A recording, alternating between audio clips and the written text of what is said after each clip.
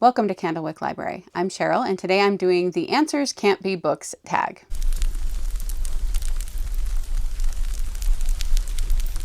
I was tagged by Kelly at Bookish Kelly, so I'm going to get right into these questions. I have had to think about each one of these. There's multiple answers probably for all of them, but number one is, what is something that you own way too many of other than books? The first thing that I thought of was bookmarks, because this is my bookmark jar. It has so many bookmarks in it, and I'm constantly adding to it. When I'm reading, every time I open a new book, I try to match the bookmark to the book, whether it's the colors or the theme, or sometimes if I'm lucky, I have a bookmark for that specific book or that author.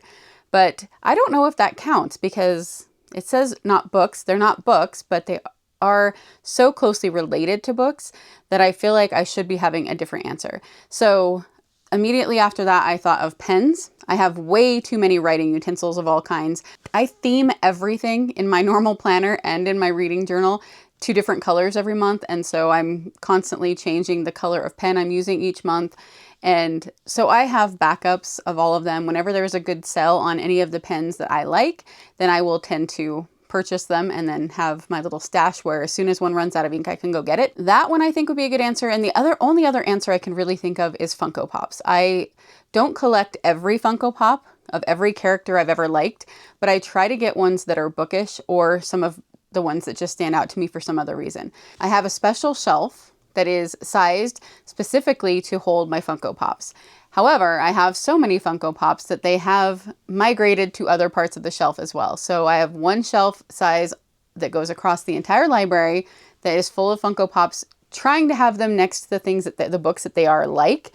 And then I have other ones that are in different places. Plus I have these acrylic cases that I bought that I hung up on the wall to hold my Harry Potter ones because I have so many Harry Potter ones. My favorite Funko Pops are my Harry Potter ones and my Indiana Jones ones and my Jurassic Park ones. I don't mean to give three answers there, but I couldn't really decide between the three of those. So that would be the answer. Number two, what is something that you do for fun that's not reading a book? I have lots of things that I do besides reading books. It would probably be hanging out with my family. It would be watching movies or TV shows or something. We do Disney movie night every Friday night.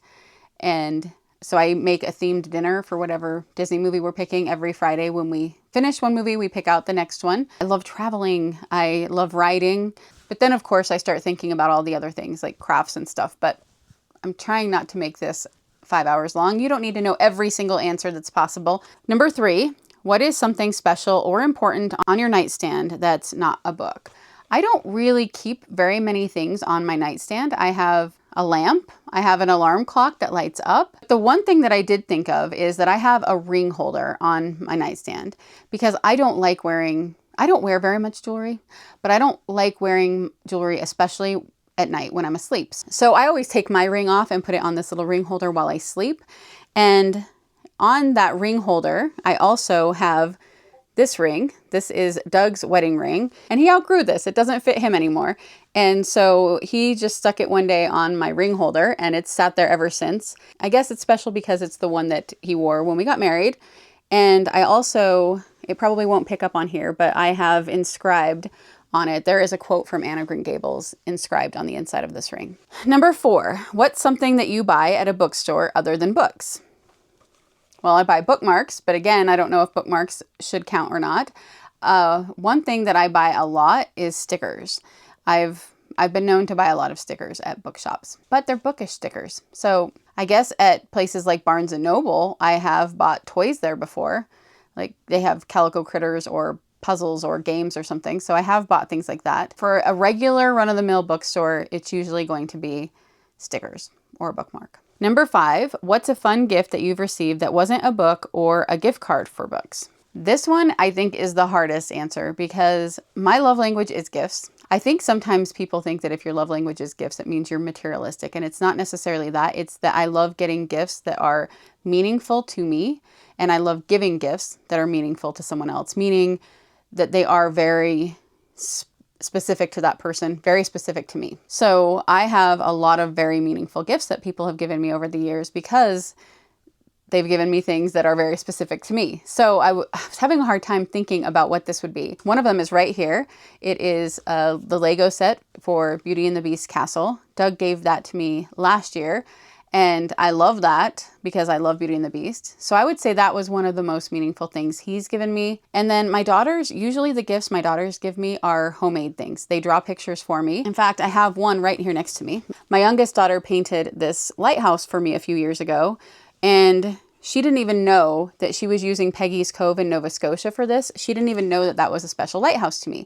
So that was really cool when I told her, hey, I have been to this lighthouse and I love it. I have a little jewelry box on my dresser that my oldest daughter made, I think when she was in kindergarten, and painted it, and it's just all sorts of colors and all sorts of things, and I still use that for my most special jewelry, and I love it so much, so it makes me so happy when I see it in there.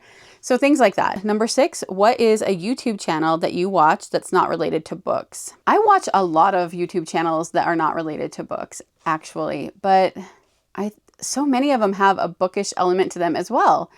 I really love Ariel Bissett. I started watching her on BookTube a long time ago, and that was obviously all about books. But she does now on her channel, she has a bookish channel that she does a podcast called Books Unbound. I love that. But on her Ariel Bissett channel, she bought an old house in Nova Scotia and she's been fixing it up. And I have loved watching that. I also enjoy watching like political or current event type channels that talk about what's going on in the world. I like Candace Owens, but that does have like the book club element to it too. And then there's the ex-Mormon channels that are like Mormon Stories, Mormonism Live.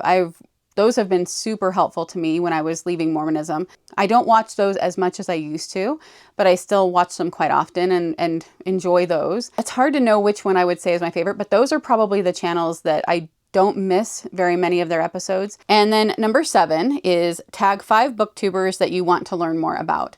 I could tag all of you. I would love to hear answers on this from anybody, but I'm going to go with Charlene at Coffee and a Book, M at M's Books Are Everywhere, Miriam at Miriam Elizabeth Reads, Shannon at Old American Spirit, and Jess at Pages and Grace. So don't feel pressured. You do not have to do this tag if you don't have the time or the interest, but I would love to see if you guys do. And if any of you are watching this and want to do it and I didn't tag you, please consider yourself tagged.